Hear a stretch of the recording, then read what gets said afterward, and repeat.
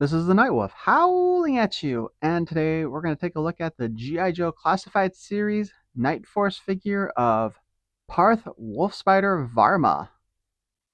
My understanding is this is an original figure for the G.I. Joe Classified line, and when I looked up information on him, I couldn't find anything aside from what Hasbro actually has on their website, which is Parth Varma hails from a family of doctors, but intense desire for action pushed him to train as a helicopter EMT and then as a Coast Guard aviation survival technician. After seeing his daring rescues, G.I. Joe recruiters honed his zeal for thrills with modified SPIE and pararescue training, crafting him into an exfiltration expert. Never missing his target, Wolfspider drops from the heavens to evacuate fellow Joes from the most dire situations.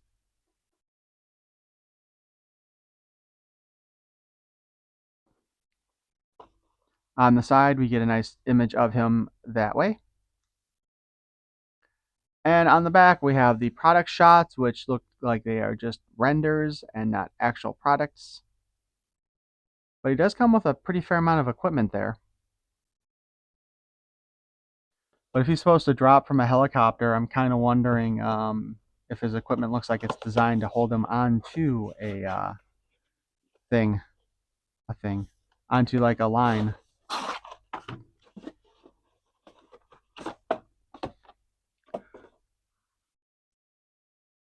So we have our figure right here.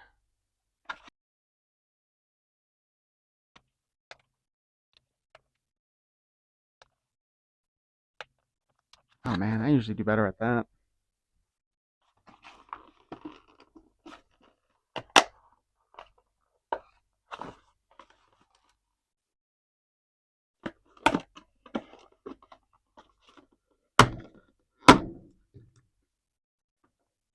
On the back of the packaging, of course, we have that image in black and white from the side of his package.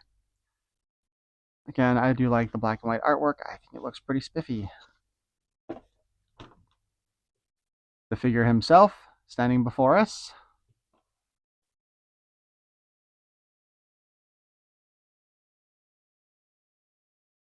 Looks pretty good.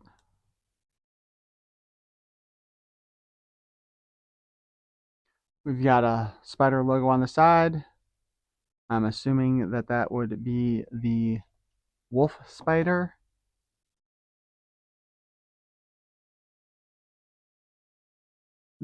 He's also the first of the classified Night Force figures I think that I've seen that has a bright color on him anywhere, with the kind of orangish yellow detailing on his wrists, cuffs, and equipment.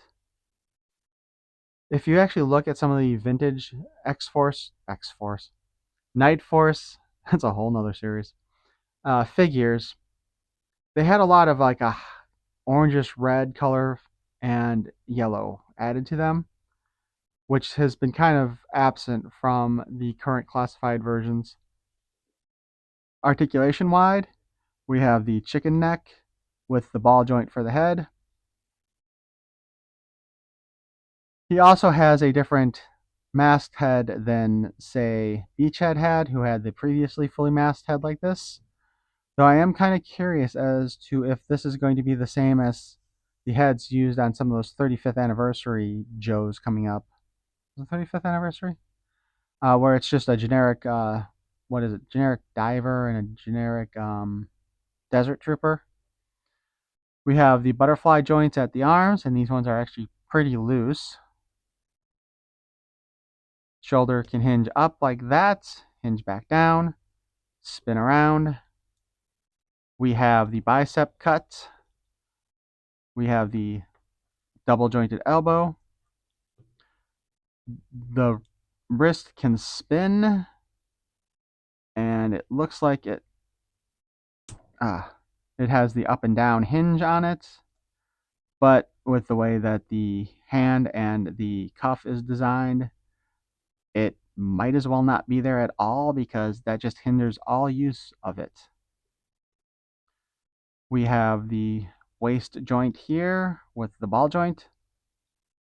It, it feels like he has the ab crunch in there, but it's hard to tell with the vest on. We've got the drop down hips. We've got, whoa, we got an extremely loose figure here. We've got the thigh swivel, double jointed knee, boot cut, hinge at the ankle, which is really tight. Like the only tight joints seem to be the elbows and the ankle. And then, of course, the peg to spin it around. The head sculpt is pretty generic, and sadly, when we looked at the back of the box, we did not see an alternate head for him, which my general belief with these classified figures is what they should be doing if they have a named character who's wearing like a full face mask type of thing like this. They should give us a second unmasked head to go with it. And I don't see any reason why they couldn't have done that here.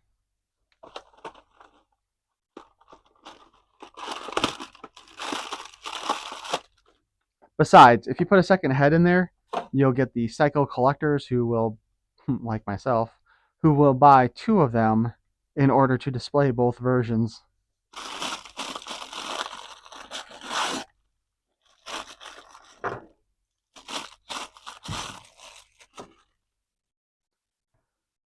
He comes with a lot of equipment.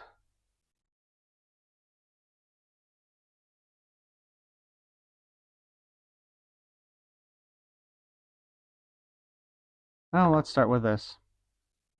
We come with a pretty standard pistol. I believe we have seen this pistol numerous times in the past already.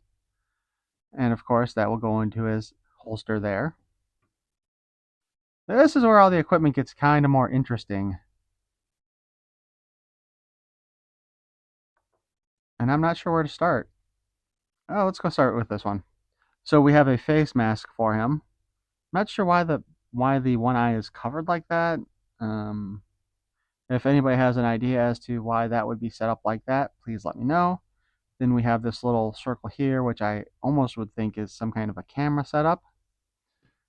Obviously, that goes over his head like so.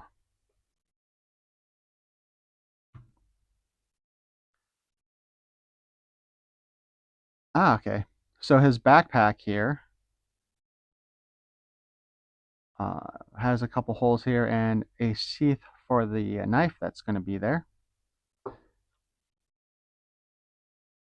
We have an antenna for, I would assume, a radio setup that would be there, probably to help him communicate with whoever is dropping him. The backpack has.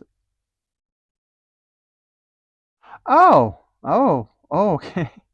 I thought the backpack would sit like this, but obviously it sits like this. So this is actually a radio setup, and the antenna plugs into there.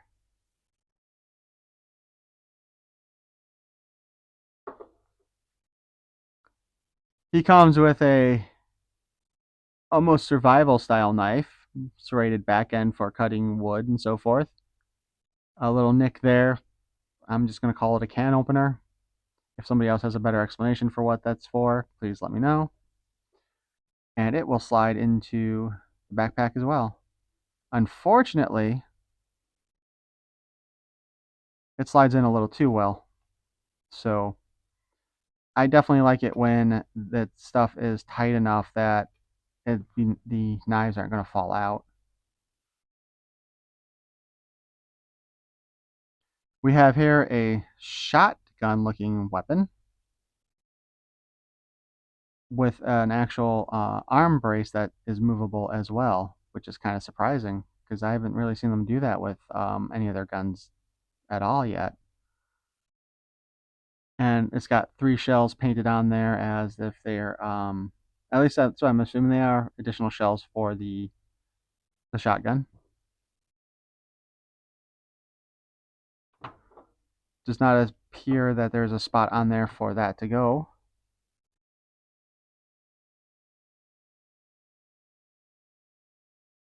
And the back of the back of the brace just kind of fell off when I tried to put it on him anyway. So that's one of the issues with when they avoid the pins, parts like that just fall off so easy. And I really do wish the toy companies would go back to adding pins to it. We have this little piece of rope. I don't know why they included this. It doesn't look like there's a good place to attach it on the backpack. It doesn't look like there's a place on his body to attach it either.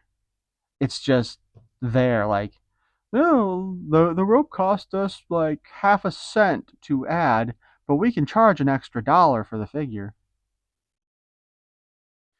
He has a set of night vision goggles here that are not designed to be held by him, but designed to hook onto this helmet that he comes with. The helmet itself, of course, has the microphone set up so he can talk through it. It's actually pretty well detailed as far as stuff goes.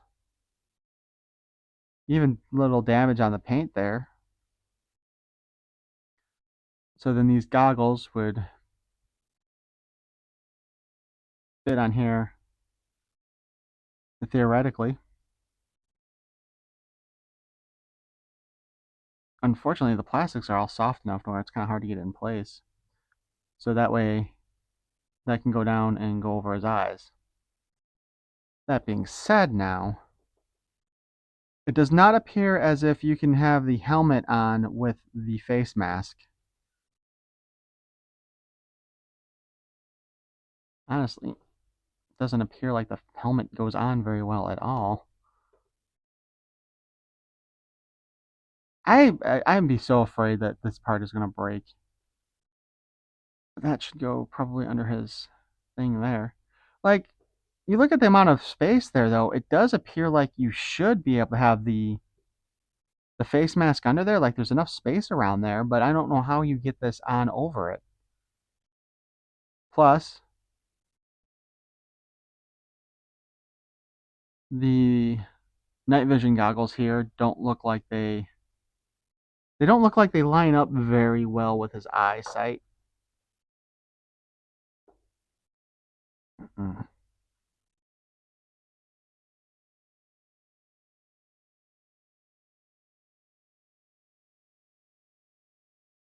So there's that issue. I'm not sure. I'm not really sure how what I think of this, to be honest. Like, when I originally saw this figure, I thought the display for him would be good with the helmet on, but now that I've actually got the helmet on him, it seems a little loose. This looks kind of silly up, and then when it's pushed down, it doesn't really line up with his eyes, so that doesn't look right either. I mean, you could just take it off all the way, and then it just kind of looks like the purpose of the rope is to put it on here so you can go down the line with the helmet instead of anything else. And that's the other thing. Like, if they were going to give us this separate rope here, why didn't they design the backpack to hold it here instead of having the molded in part here? You know? That would have made a little bit more sense to me than what they've done here. Like this seems like a useless item that is not necessary and something your kid's going to eat and swallow.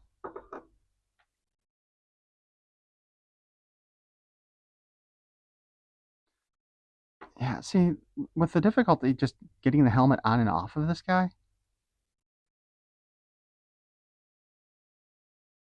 I don't know how you would.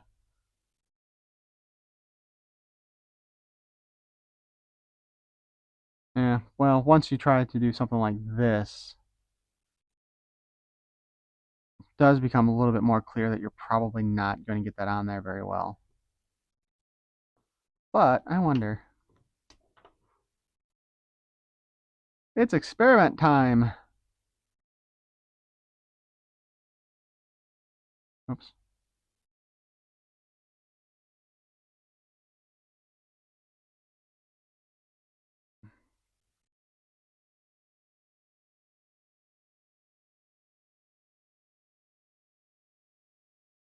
Oh, look at that. Alrighty.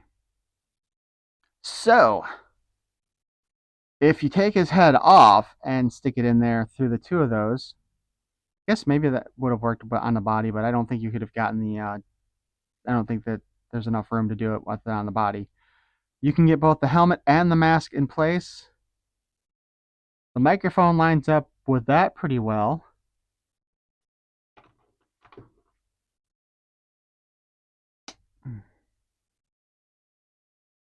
That actually is not a bad look. However, I think this is still going to lead us back to the night vision goggles. Still not making much sense. Though I want. Yeah, no, because the night vision goggles potentially go this way on here. No, that doesn't work either. Oh, that works even worse. Yeah, actually, that's not a bad look for him.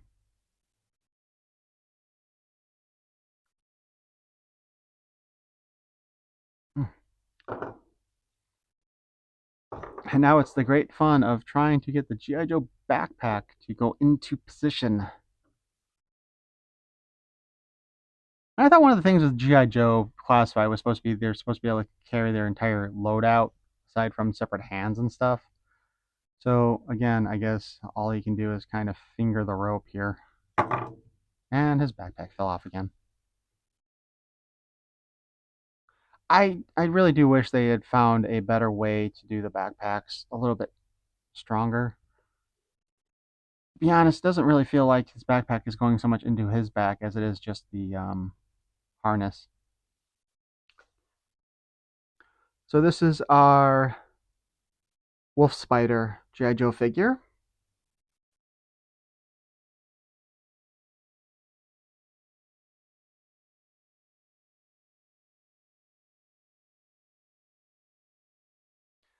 I think he looks pretty cool, actually. Um, and I'm glad they kind of did a little more variation in the color scheme for the Night Force, trying to get us a little closer to what the vintage Night Force looked like. And I'll have to try digging out. I know I have a Night Force Tunnel Rat in my collection because I did make an effort to get different versions of Tunnel Rat when I started going after the vintage G.I. Joe figures.